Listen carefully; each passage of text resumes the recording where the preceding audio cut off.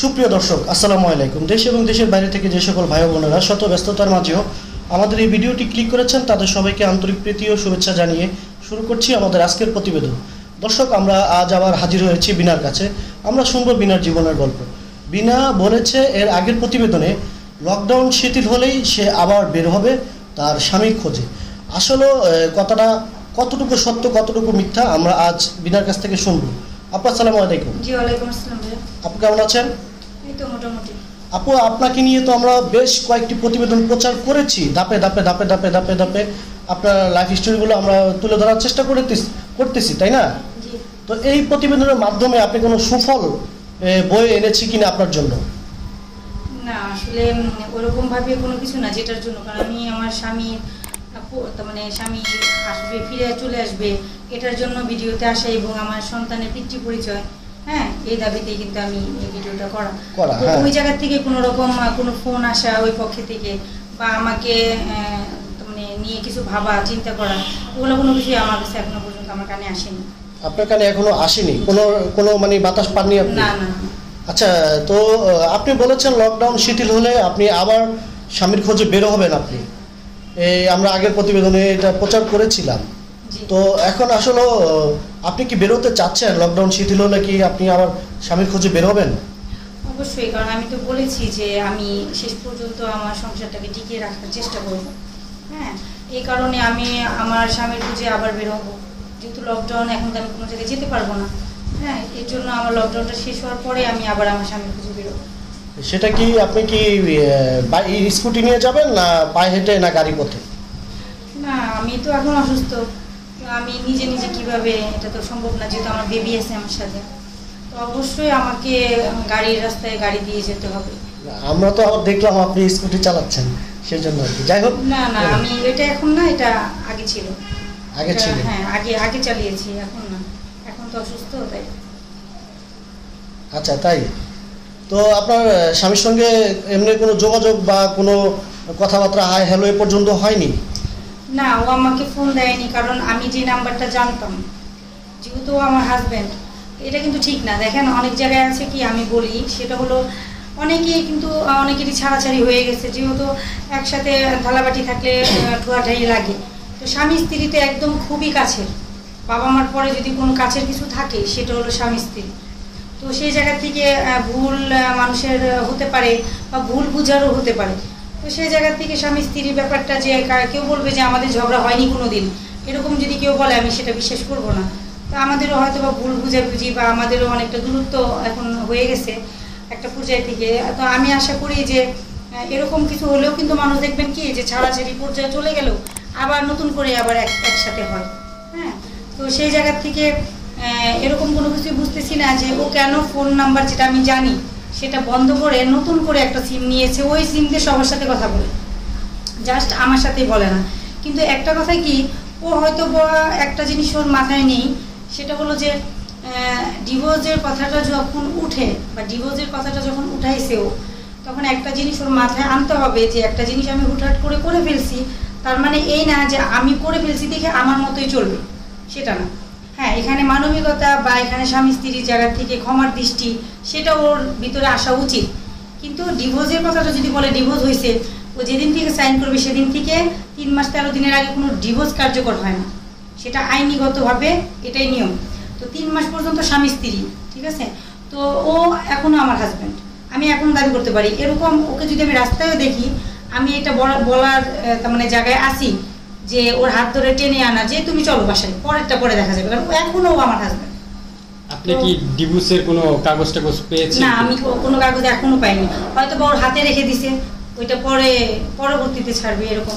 আচ্ছা, তো বিনা আপু, তো হঠাৎ মনে করেন আপনার স্বামীকে রাস্তায় পেলেন, জি, তখন আপনার পরিস্থিতিটা কি হবে, আপনার মনের অবস্থাটা কি হবে বলেন তো আমাদের। না, আমি আগেও যেটা বলছি এখনই সেটা, যে ও যাই বলুক যেটাই করুক, আমি মনে থেকে কিছু মনে করিনি। হ্যাঁ, যেহেতু আমি সংসার করবো, মানুষ যদি হাজারও কোনো ভুল করে, যে ভালোবাসতে পারে, যে রিয়েলভাবে ভালোবাসছে, সে ওই জায়গা থেকে ক্ষমার দৃষ্টি তার জন্য অনেক বড়। কারণ ভালোবাসা যত বড় হয়, ক্ষমা করার জায়গাটাও ঠিক অতটাই বড় হয়। তো আমার জায়গা থেকে আমি কোনো কিছুই মনে করিনি, আমি এখনও বলতেছি যে, কারণ আমি ওর প্রতি রেগে আছি, যেহেতু আমার এই পরিস্থিতিতেও আমাকে ফেলে চলে গেছে, এটা কোনো মানুষ পারে না। ঠিক ঠিক আছে, পশু পারে নাকি জানি না, মানুষ তো পারেই না। তো সেই জায়গা থেকে একটা কথা বলবো যে ওই জায়গা থেকে আমি রেগে আছি, কিন্তু ওর প্রতি কোনো ঘৃণা আমার কাজ করে না। আচ্ছা, তো বিনা আপু আপনি বললেন রিয়েল ভালোবাসার কথা, আসলে এই রিয়েল ভালোবাসা কাকে বলে একটু বলেন তো আপনি। রিয়েল ভালোবাসা এটাকে বলে স্বামী স্ত্রীর ভালোবাসাটা অনেক গভীর থেকে, সেটা আল্লাহ তাআলা নিজে সৃষ্টি করে দিয়েছেন। ঠিক আছে, যে বিয়ের পর থেকে একটা মানুষের প্রতি একটা মানুষের মায়া সৃষ্টি হয় কোথা থেকে? হ্যাঁ, যেহেতু এটা বৈধ, ঠিক আছে, তাহলে অবশ্যই এটা রিয়েল ভাবে ভালোবাসাটা আসবে ভিতর থেকে। তো যে অভিনয় করে বিয়ে করবে তার কখনোই রিয়েল ভাবে ভালোবাসাটা বুঝবে না। সে রিয়েল ভালোবাসা কাকে বলে এটা সে বুঝবে না, তার বোঝার ক্ষমতা নেই। আর যে আসলেই ভেবেই নেয় যে এটাই আমার লাস্ট, এটাই আমার শেষ, এটাই আমার জীবনের শেষ মুহূর্ত পর্যন্ত, শেষ নিঃশ্বাস পর্যন্ত ওর সাথেই থাকবো আমি। আচ্ছা, সেটাই রিয়েল ভালোবাসা। আমি আপনাকে ছোট আপনি একটু তো এটা মেনে নিয়েছেন, কিন্তু আপনার স্বামী কেন মানতে পারছেন? আসলে আসলে কোন ভালোবাসাটা কম দিয়েছেন আপনি তাকে? একরকম না। তো আমি যে ভালোবাসাটা ওর ভিতরে দেখেছি সেটা আমার তখন মনে হয়েছে আমার থেকেও বেশি। আচ্ছা। কিন্তু ভালোবাসা আসলে মনে করলেই তো হবে না, মনের একটা ব্যাপার। তো ও যে কতটুকু ভালোবাসছে আমাকে, আমার থেকেও বেশি নাকি কম, সেটা তো পরিস্থিতি বুঝিয়ে দিচ্ছে কে কাকে কত ভালোবাসছি। আমি যদি ভালোবাসি তাহলে আমি কোনোদিন হাজার কোনো অন্যায় হলেও ভালোবাসার দৃষ্টি থেকে দেখলে যে আমি তোকে ভালোবাসি, ওকে তো আমি ছাড়তে পারবো না। তো হাজারটা অন্যায় করলেও তাকে আমি বুঝাবো, ওয়ার্নিং দেবো যেটা আর করবা না, কিন্তু কখনোই ওকে ছেড়ে চলে যাওয়া সম্ভব না। আচ্ছা, তো আপনি যেটা বললেন আপনার স্বামী বলছে যে আপনাকে ডিভোর্স দিয়েছে নাকি? জি তো ডিভোর্সের কাগজপত্র কিছু হাতে পাননি, না। তার মানে তো আপনার স্বামী যে বর্তমান স্বামী যে তিনি ডিসিশন নিয়ে নিয়েছে যে আপনার সাথে আর সংসার করবে না, আপনার ভাত খাওয়াবে, আপনাকে ভাত খাওয়াবে না। তারপর আপনি কেন জোর করে এই স্বামীর ভাত খেতে চাচ্ছেন আসলে বলেন তো? এটা একটা জিনিস কি, আমরা সবাই যেটা ভাবি এটা কিন্তু ভুল। ঠিক আছে, সেটা হলো যে কেউ কাউকে ভাত খাওয়াইতে পারে না। হ্যাঁ, এটা জাস্ট সংসার করব এটা বলতে পারে। ভাত তো খাওয়ানোর মালিক আল্লাহ, অবশ্যই। সৃষ্টিকর্তা। হ্যাঁ, সে কাকে দিয়ে কখন আমার এই যে এখনো নেই। হ্যাঁ, আমার হাজবেন্ড আমাকে ইনকাম করে খাওয়ায়নি, জাস্ট আমার বিয়ের পর একবার বাজার করেছিল। বিয়ের পরে ওর চাকরিটা ছিল না, বিয়ের পর থেকেই। আচ্ছা, আচ্ছা। তো তাই দেখে কি আমি ভাত খাইনি? তাই দেখে কি আমার হাজবেন্ড ভাত খাইনি? হ্যাঁ। আচ্ছা আপু, এই প্রসঙ্গে আমি একটু কথা বলি। জি। যে আপনি বলেছেন যে বিয়ের পরে আপনার স্বামীর চাকরি চলে গেছে, এবং এর আগেও আপনি বলেছিলেন যে আপনার স্বামী বেকার ছিল। আপনার আমরা বেশ কিছু ভিডিওতে আমরা দেখেছি। আসলে তাহলে কি এমনটা হয়েছে যে সে মানে কোনো এক উদ্দেশ্য নিয়ে আপনাকে বিয়ে করেছে, বা সে মানে যখন দেখেছে আমার বউ চাকরিজীবী তখন সে চাকরিটা ছেড়ে দিয়েছে, এরকম কিছু হয়েছে? এরকম কিছু বলতে আমি বলি আপনাকে, এই জিনিসটা আমি আগে বলতে চাইছিলাম কিন্তু বলি নাই। কেন? কারণ জি। আমি চাই না ওর ভিতরে কোনো কাদা ছিটাছিটি হোক। আচ্ছা। কিন্তু সত্য তো সত্যই, সত্যই, যেহেতু আমাকে নিয়ে অনেক কিছু দিচ্ছে, হ্যাঁ, যেগুলো দিচ্ছে এগুলো ওর আগে যাচাই করা দরকার। হুম। হ্যাঁ, যে আদৌ কোনো কিছু ঠিক নাকি ভুল। কারণ পেপারসই সব না, হুম। পেপারস কিন্তু নিজেরাও বানানো যায়। টাকা কিছু ছাড়লে অনেক পেপারস বানানো যায়। যেরকম আমাদের মিডিয়াতে আসছে যে সার্টিফিকেট থেকে শুরু করে, হ্যাঁ, যেরকম কারো পাসপোর্ট হবে না, এরকমও মানুষ আছে যার পাসপোর্ট হয়েছে 2 লাখ 3 লাখ টাকা দিয়ে। তার মানে পেপারস হয় না, এটা কিন্তু ভুল। ঠিক আছে, কিন্তু রোহিঙ্গারা পেপারসটা ভোটার হয়েছে। আসলেই ঠিক নাকি, হ্যাঁ, সত্যি নাকি, কতটুকু সত্য এটা যাচাই করতে হবে আগে, তারপর একটা মানুষকে মানে বলতে হবে। আর মুসলিম ধর্মে এটাই আছে, আমাদের ধর্মে, যে কোনো কিছু সমালোচনা করা শয়তানের বন্ধু, সমালোচনা থেকে বিরত থাকো আর ঈমান আনো নিজের মধ্যে। তুমি কি সেটা আগে দেখো, অন্য কে ভালো কি খারাপ, যার যার কবরে সে যাবে। সেটা যদি তোমার বউ হয়, তোমার বউ কবরে তুমি যাবে না, তোমার কবরে তোমার বউ যাবে না। তো তুমি ক্ষমার দৃষ্টি থেকে যদি দেখে তাকে ভালো করতে পারো, এটাই তোমার জন্য একটা দ্বিতীয় হজের মতো একটা কাজ হবে। আচ্ছা, তা আমি আরেকটু আপনার কাছে না না, চাকরিটার কথা আমি এখনো বলিনি, জি। সেটা আমি বলি। সেটা হলো ওর স্যার ছিল ইবনে সিনা, কল্যাণপুর ইবনে সিনার আপনার এই উনি ছিল হাড়ের ডাক্তার, মেরুদণ্ডের যে আমাদের প্রবলেমগুলো হয়, আচ্ছা। ওইটার ডাক্তার ছিল। তো ও ছিল আপনার ডক্টরের সহকারী বলা যায় না, কিন্তু অনেকদিন করেছিল 2 বছরের মতো। তো বিশ্বাস্ত হয়ে গেছিল অনেকটা, মানে চেম্বারে থাকতো না? চেম্বারে থাকতে বলতে ওই যে লোকজন যে আসে ওটার একটা সিরিয়াল সিরিয়াল বাইরে বসতো। তো ওইখান থেকে ওর আমাকে ও যেটা বলছে যে আমাদের বিয়ের কিছুদিন আগে নাকি ওর স্যারের ভাগ্নি, উনিও নাকি ডাক্তারি পড়তেছে। তো ওই স্যারের ভাগ্নির কথা নাকি ওকে বলছিল, ছেলে হিসেবে দেখতে শুনতে ভালো, ভদ্র। তো সেই অনুযায়ী বলছিল যে আমার ভাগ্নিকে বিয়ে করবা, প্রস্তাব দিছিল, তুমি আমার ভাগ্নিকে বিয়ে করবা, তাহলে তুমি সারা জীবন তোমাকে একটা কিছু একটা করে দিব, আমার সাথে পাশেই রাখবো তোমাকে। তো ও নাকি বলছিল, প্রথমত কিছু বলে নাই, কারণ ওরও তো পছন্দের কিছু আছে, ও আমাকেও জানাইছে যেটা।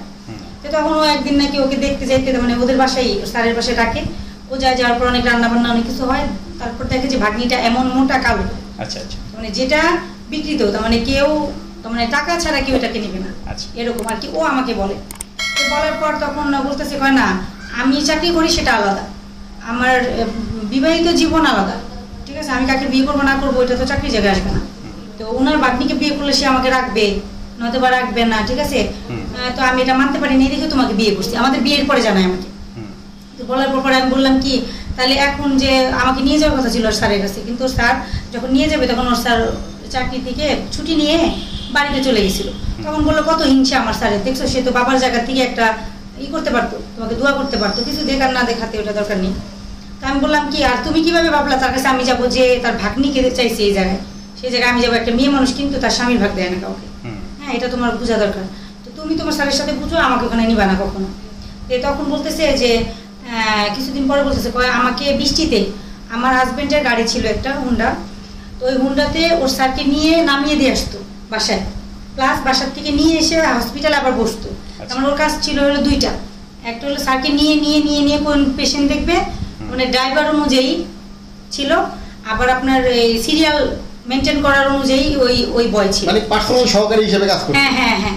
তো সেই অনুযায়ী ওকে নাকি বৃষ্টিতে ওর স্যারের রেনকোট পরতো, ছাতা নিত, আর বৃষ্টিতেও ভিজতো, আবার লাঞ্চ করতে যেত বাসার নিচে বসায় রাখতো, কিন্তু ওর খাওয়ার সময় দিত না, ঠিক আছে, উনি খেয়ে বেরোইতো 4টা বাজে রেস্টে, ও তো না খেয়ে আসে। তো আমাকে বলতো কি, আমাকে যখন বলতো একটা হাজব্যান্ড যখন ওয়াইফকে বলে যে দেখো আমার খুব কষ্ট হচ্ছে, আমি না খেয়ে ঘুরতেছি, বৃষ্টিতে ভিজতেছি, আবার শুকাচ্ছি, আমার স্যার আমাকে অনেক নির্যাতন করতেছে, অনেক কষ্ট দিতেছে, কারণ ওনার ভাগ্নিকে বিয়ে করিনি তোমাকে বিয়ে করছি। যখন এই কথাটা একটা ওয়াইফ শুনবে তখন কিন্তু কষ্ট লাগবে। তখন বলছি তোমার যদি কষ্ট হয় তাহলে তুমি ওখান থেকে চলে আসো, আচ্ছা খাওয়া দাওয়াই তো চলাফেরাই তো এইটুকু আমি যেভাবে কষ্ট করে হলে করবো, আচ্ছা, আর যদি আমি পারি তোমাকে একটা চাকরি নিয়ে দেওয়ার, মানে হ্যাঁ, আপনার তাহলে চেষ্টা উৎসাহে করবো। সে চাকরি ছেড়ে দিছে তাই তো? না আমার উৎসাহে না, ওর নিজের প্রবলেমের জন্যই আমি ওকে সাপোর্ট দিছি, আচ্ছা ঠিক আছে, ও করতেই পারতেছে না, আচ্ছা। ওর মার কাছে এসে কান্না করে, আমার সামনে এসে কান্না করে, তখন কি বলবো? তখন আমি বলছি আচ্ছা আপু, আমরা আপনার কাছে আসবো, যেহেতু ভিডিওগুলো রেঞ্জে বড় হয়ে যায়, ছোটগুলো আমাদের দর্শক যারা আছে আমরা একটা প্রশ্ন দিয়ে আসি, দেখতে সুবিধা। তো তার মানে কি বিনা আপনার হাজবেন্ড কি আপনার কাছে ঘরজামাই হিসেবে ছিল? আসলে আমি ওরকম ভাবে বলতে চাই না, কারণ সৃষ্টিকর্তাই কিন্তু মানুষকে কখন কি করবে বলা যায় না। ওই চাকরিটা যদি আমার চলে যেত, আমারটা ছিল, আমারটা চলে গেলে আমার হাজবেন্ড অবশ্যই আমাকে ফেলে দিত না, হ্যাঁ সেই অনুযায়ী আমি আসলে ভাবছি ওটা আমারটা একই, আচ্ছা ঠিক আছে, ওইটাই আসলে ঘর জামা এটা বলবেন না, এটা আমি যে ও আমার সাথে সংসার করবে না দেখে ওকে আমি পচাবো এরকম কোনো কিছু মিন করা আমার কোনো রাইট নেই। আচ্ছা আপু, আমরা পরবর্তী পর্বে আমরা আপনার কাছে আসবো এবং আরো কিছু প্রশ্ন আপনার কাছে জানবো, যেটি হলো আপনার সন্তানকে নিয়ে কিছু প্রশ্ন আছে, সেটি আমরা পরবর্তী পর্বে আমরা দর্শকদেরকে জানানোর চেষ্টা করবো। তো দর্শক আপনারা ভালো থাকুন, সুস্থ থাকুন, বরাবরের মতো আপনাদের শুভকামনা, আজ বিদায় নিচ্ছি, আল্লাহ হাফেজ।